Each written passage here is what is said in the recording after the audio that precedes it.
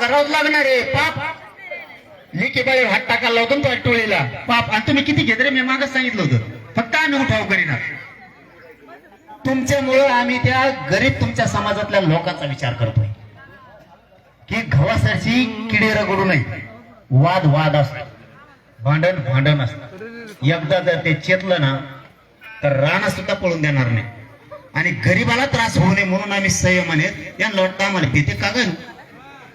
तुम्ही अपंग आहेत का? दांडका घेऊन आलात? अपंग आहेत होय, मला वाटलं दांडकच घेऊन आलात लगेच. मी आहे त्यावर टेन्शन नाही घ्यायचं. इतक्या लवकर दांडे घेऊन देत नाही तुम्हाला. तुमची मान उंच असंच काम करणार एका जागावर उभा राहून तुम्ही काळजीच करायचं नाही. तर यांनी मागच दांडे घेतले असते.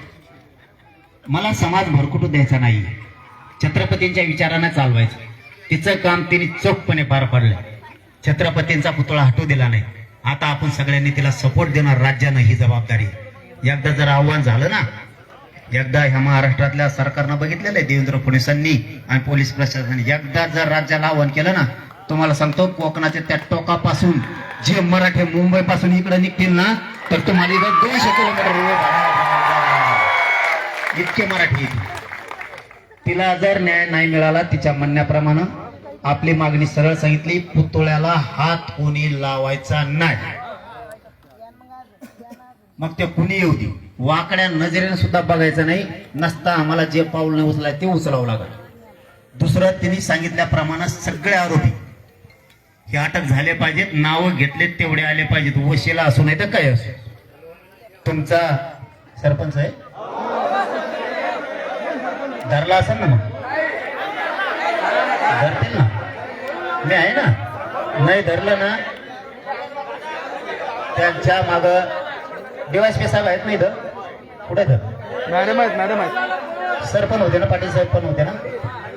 त्याच्या माग पथकं लावलीत ना. नक्की त्याला टंगडे धरून आणा, त्याला सोडायचंच नाही कुणी. आमची चूक असेल ना आम्हाला सुद्धा साजा द्या. पण आमच्या लेखी शांत बसा, आमच्या लेखी बाळीवरती हात टाकलाय, आम्हाला तो आरोपी कोण आहे तो पाहिजे, त्याला सोडायचा नाही. इथं हात मोडले जमून 2 महिन्याचे काहीतरी. एक जण सांगा बघा, ताई ही तुमच्या समोर ताई आहे, हिचा पाय मोडलाय. कलम लागलेत का? लागलेत का? 30,000 लागला का? कलम लागलेत का? अरे पण आमदाराच्या जरी जवळचा असला, कोणाचा असला तरी ऐकतो. ऐक आधी, मी बळाचा आरोप करणारा नाही.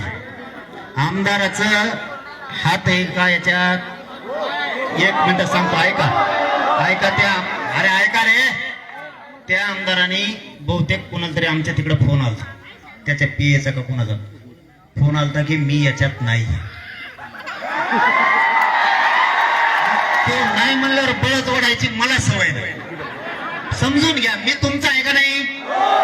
तुम्ही म्हणता ते करण्याचं मी आयुष्य माझं घातलंय.